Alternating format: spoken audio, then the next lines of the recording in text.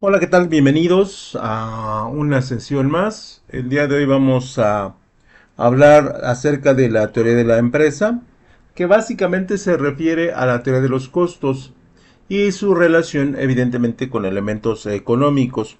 Por lo tanto, la intención es explicar de manera general lo que es la teoría de los costos, la relación que tiene con la economía, en este caso con la microeconomía, y por qué de la importancia que tiene pues la empresa con analizar, evaluar y rectificar todo lo que tiene que ver con estos elementos, ¿no? Así que, bueno, pues continuando con nuestra revisión de elementos microeconómicos, podemos ir desarrollando pues diferentes conceptos, diferentes teorías y sobre todo pues diferentes elementos que son muy bien reconocidos por parte de los enfoques tanto empresariales como económicos, ¿no? Así que, bueno, pues el día de hoy vamos a estar trabajando este punto, este tema, y al tema número 7 eh, de nuestro programa. Y de otra manera, vamos a iniciar con lo que son los costos en la microeconomía. Y bueno, de alguna otra manera, no solamente cuando hablamos de la microeconomía, nos vamos a referir específicamente a la empresa, ¿no? Recuerden que la microeconomía se compone por lo que son los individuos, por lo que son las los individuos, las familias, los mercados y las empresas, ¿no? Y en este caso, pues nos toca evaluar a la parte de las empresas, ¿no? Y entonces, en ese sentido, lo que tenemos que establecer es lo siguiente. Primero que nada, en microeconomía, los costos son el desembolso económico que una empresa realiza para producir bienes y servicios. Y estos costos pueden ser explícitos, esto es que son elementos correlacionados a la fabricación del producto, o implícitos, que están directamente ligados a pues, la fabricación del producto. Y normalmente toda la teoría de los costos los va a clasificar en elementos fijos y en elementos variables.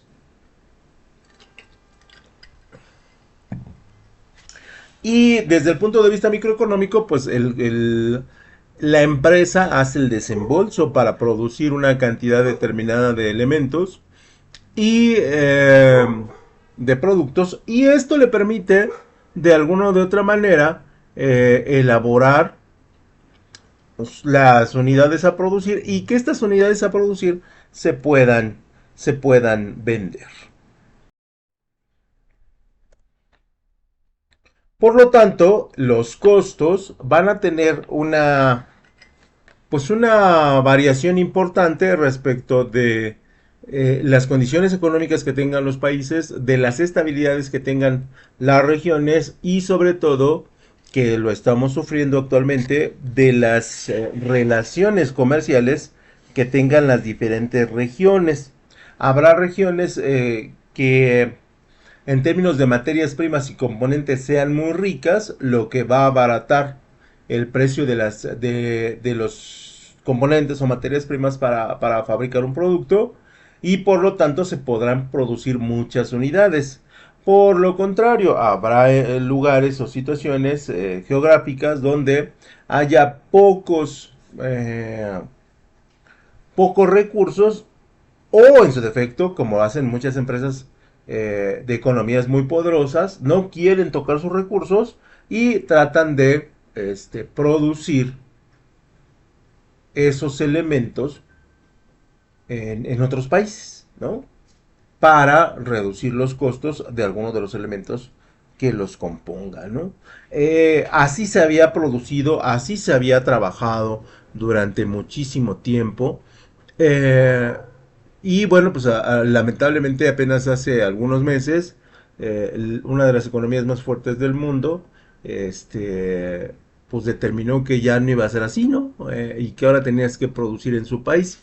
lo que irónicamente, bueno, pues tiende a subir los costos.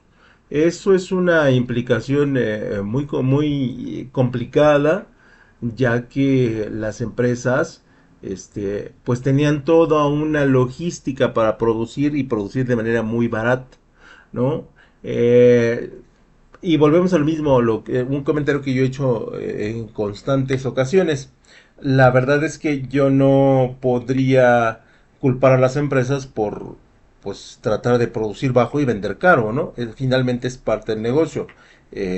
Pero las empresas, pues de alguna otra manera ya tenían desarrollado un montón de técnicas, ya tenían desarrollado un montón de ideas con las cuales, pues la economía estaba funcionando, ¿no? Y estaba funcionando relativamente bien después de fenómenos fuera del control de los seres humanos, como fue el COVID, ¿no? Donde realmente sí detuvo a todas las industrias. Entonces, bajo este escenario, la realidad es que sí es muy complicado, sí es muy difícil que de alguna otra manera las empresas tengan la posibilidad de ajustar sus costos.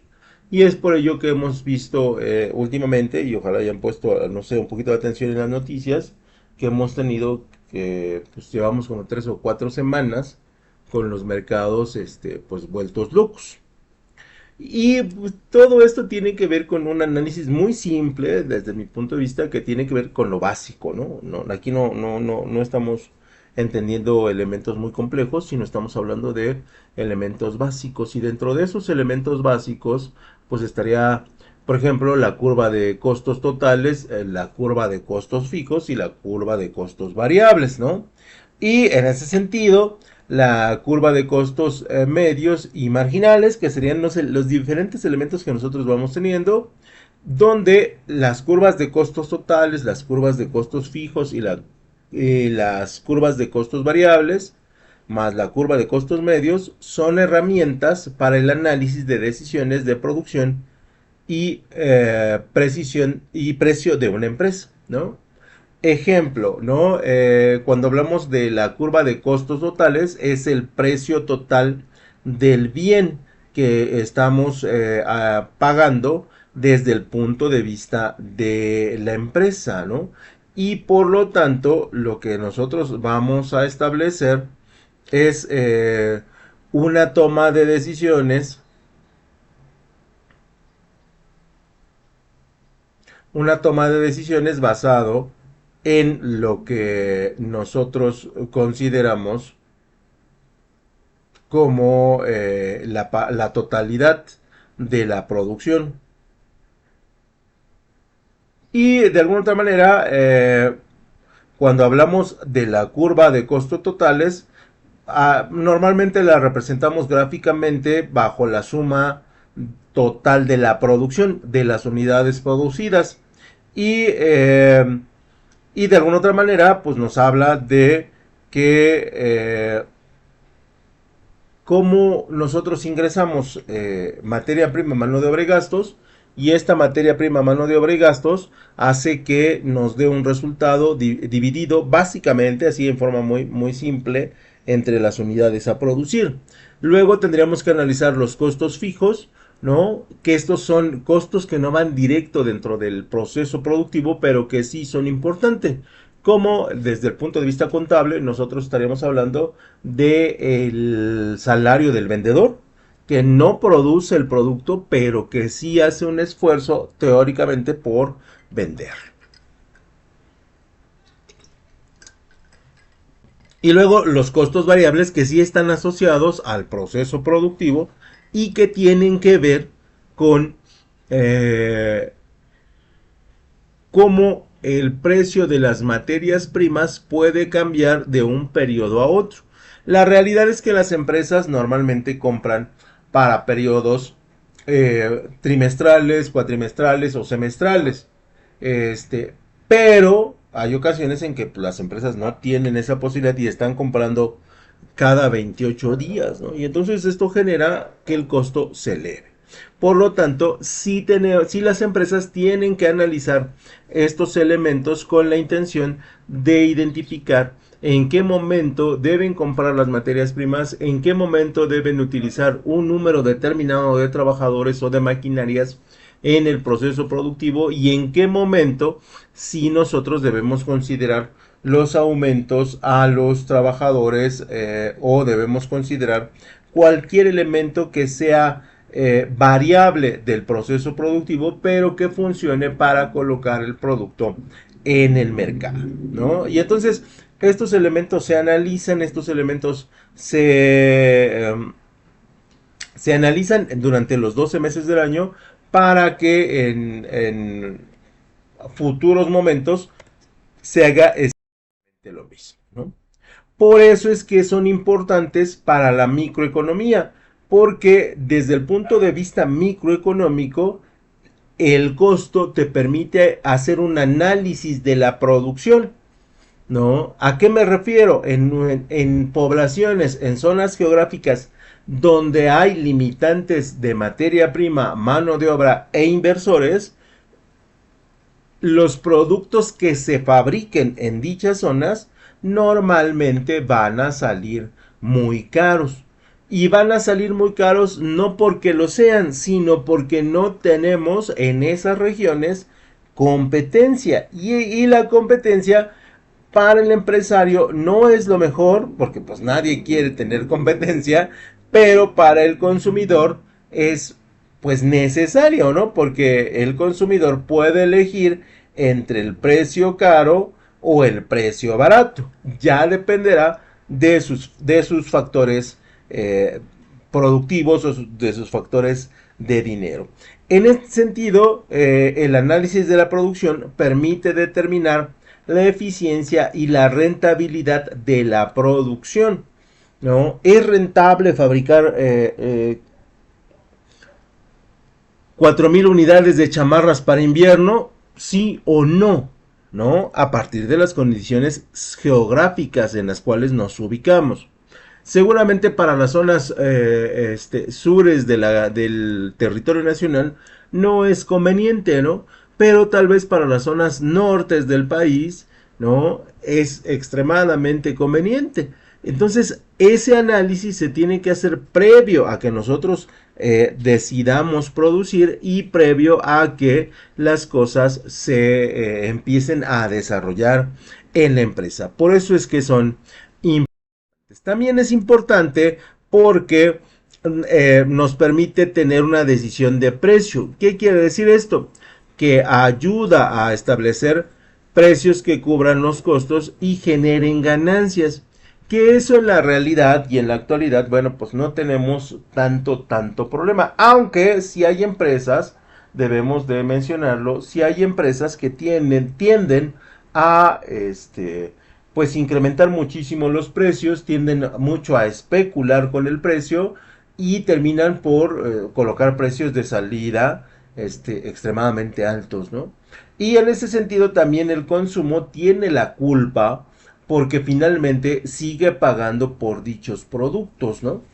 Y bueno, pues ese es el estudio que hacen las empresas con el fin de analizar, con el fin de determinar si el consumidor puede producir los diferentes productos y a qué precio los va a ejecutar, ¿no? Y bueno, pues esas son decisiones de precio, ¿no? Que repito, en México normalmente no se tiene ese problema porque somos un país que técnicamente, ¿no? Es rico en recursos, ¿no?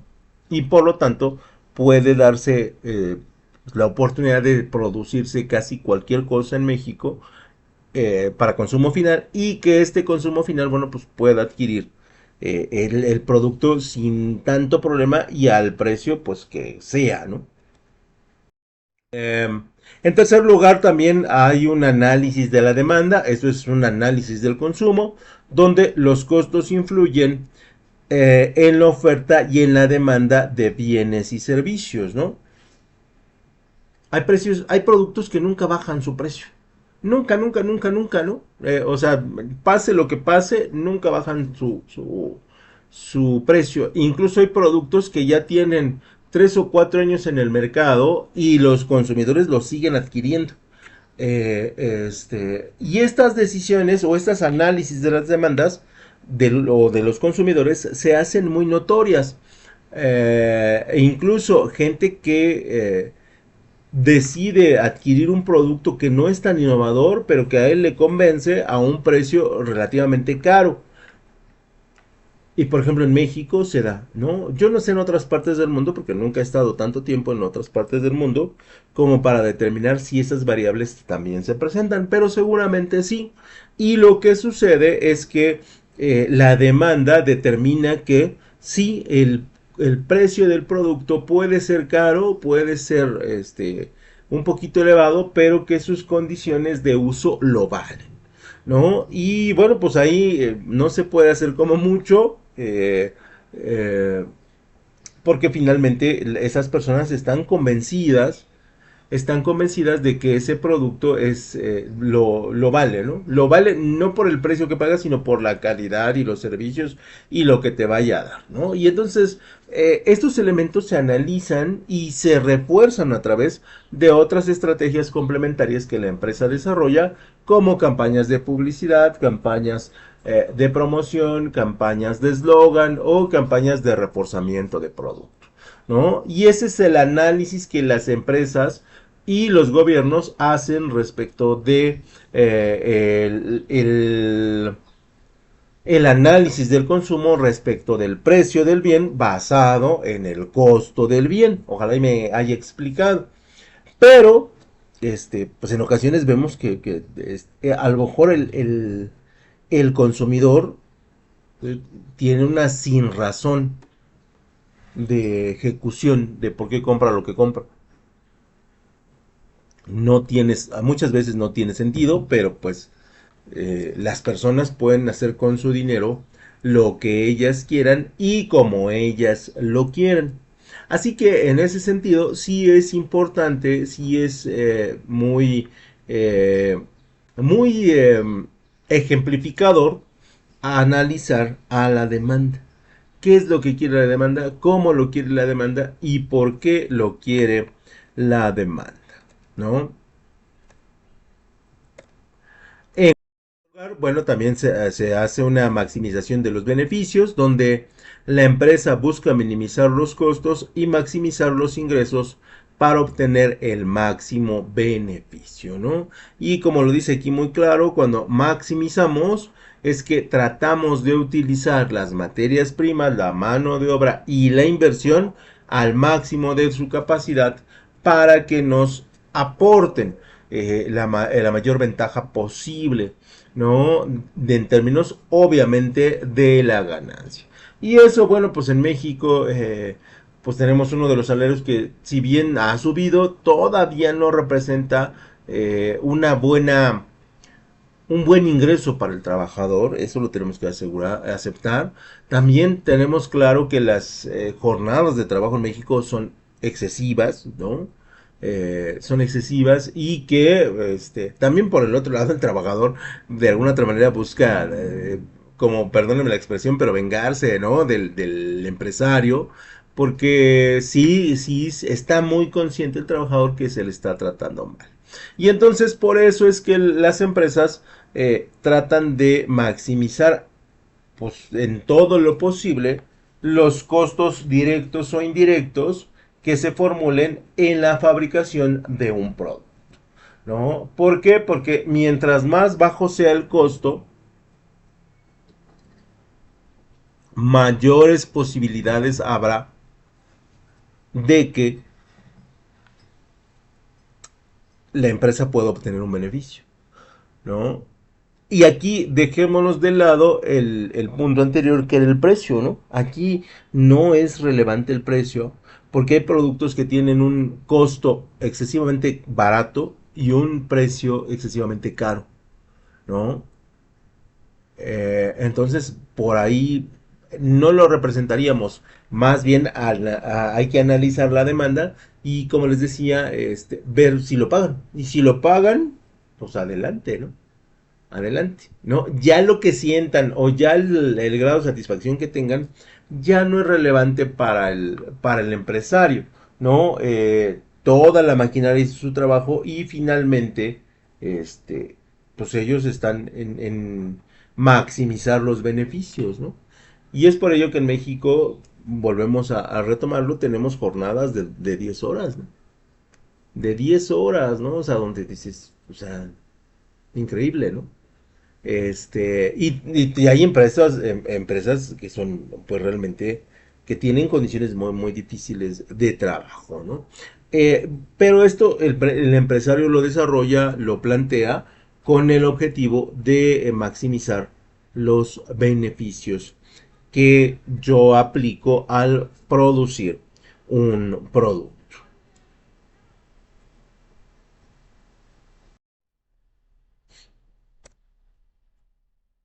Dejamos a un lado los beneficios y hoy hablaríamos de lo que es la clasificación de los costos, y dentro de esta clasificación de los costos nosotros encontraríamos que tenemos varios marcos de referencia.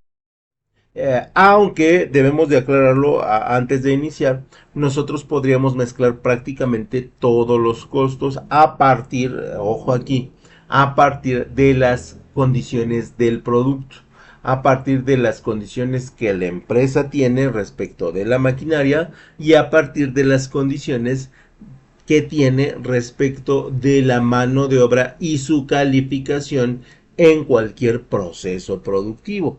Bajo esa circunstancia, nosotros sí podríamos mezclar varios tipos de costos. Si no se tienen algunas, bueno, pues estaremos hablando o utilizando solamente algún elemento. Y como habíamos señalado en diapositivas anteriores, el primer costo que nosotros tenemos es el que se conoce como el costo fijo.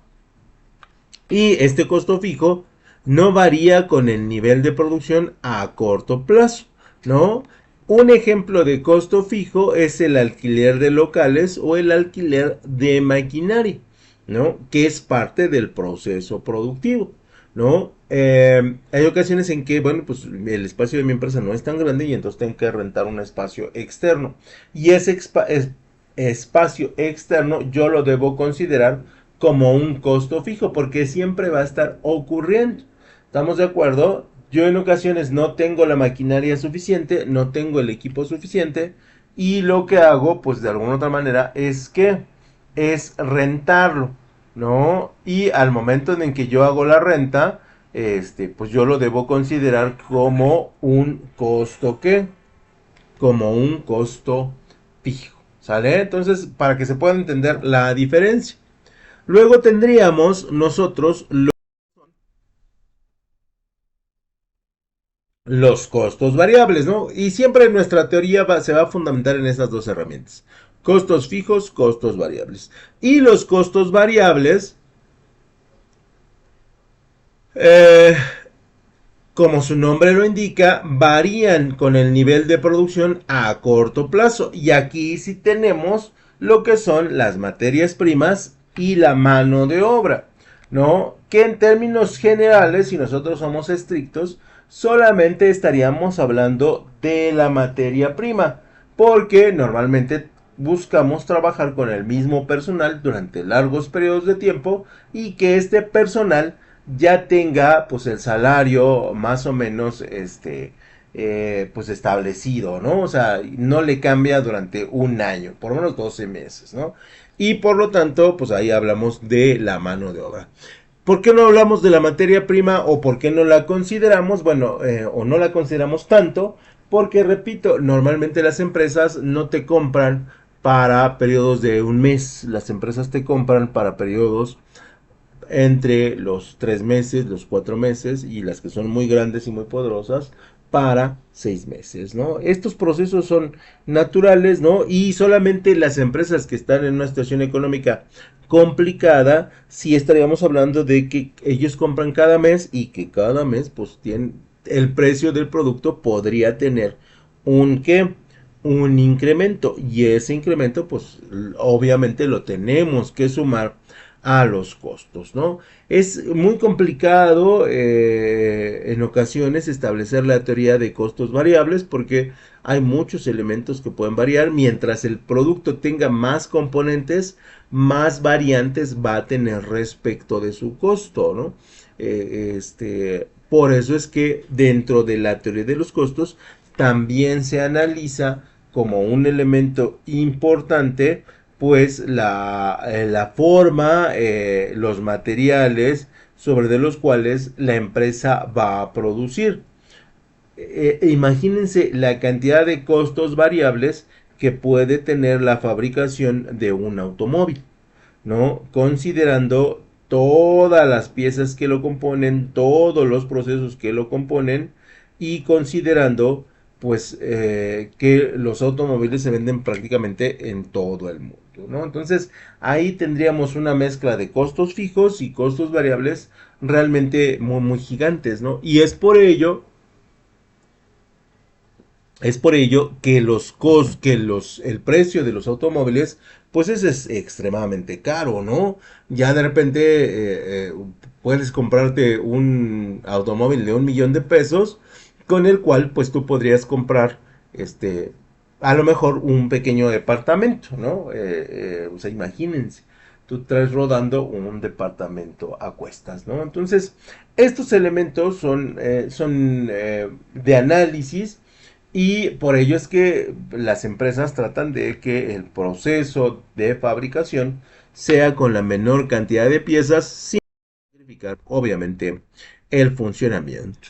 Luego, en cuarto lugar, tendríamos lo que nosotros conocemos como los costos medios. Y estos costos medios también se conocen como costos totales divididos entre la cantidad a producir, ¿no? Esta es una fórmula que nosotros elaboramos, que es una fórmula realmente muy, muy sencilla, que se elabora con la intención de establecer cuál es el costo medio de la fabricación de unidades a producir y que en realidad solamente se utilizan como referencia para el análisis y para la toma de decisiones respecto de otras unidades a producir, ya sean los lotes a producir o ya sean los claves, ¿no? Que normalmente se hacen, la clave 002, 30.000 unidades, la clave 003, 40.000 unidades, ¿no?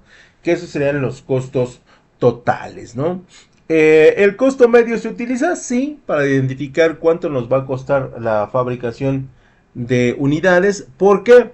Porque en ocasiones nosotros fabricamos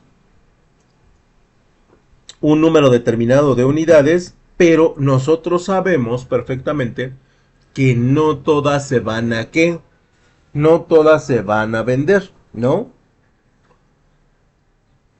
Tú sacas 300 pantalones, pero tú sabes que de esos 300 pantalones no se van a vender los 300 exactamente, ¿no? Obviamente van a quedar algunas unidades pendientes y esas unidades pendientes van a tener que salir a promoción, ¿no? A 2 por 1, a 3 por 2, ¿no? A meses sin intereses, qué sé yo. Entonces lo que hacemos es establecer el costo medio para determinar si vendemos 150 unidades, cuál es nuestra ganancia. Y después de 150 unidades, todo lo que venga es bien recibido, porque ya estás generando la ganancia. Obviamente, si tú vendes 295 unidades de pantalones, pues obviamente estás muy cerca de la meta. Aunque no llegaste allá, ya las 5 unidades no representan una problemática desde el punto de vista de la inversión que se les aplicó al desarrollar en este caso de nuestro ejemplo, el pantalón. Y es por ello que nosotros, bueno, pues necesitamos el costo medio para identificar, pues, cuáles son las ganancias. En cuarto lugar, lo que nosotros conocemos como el costo marginal, ¿no?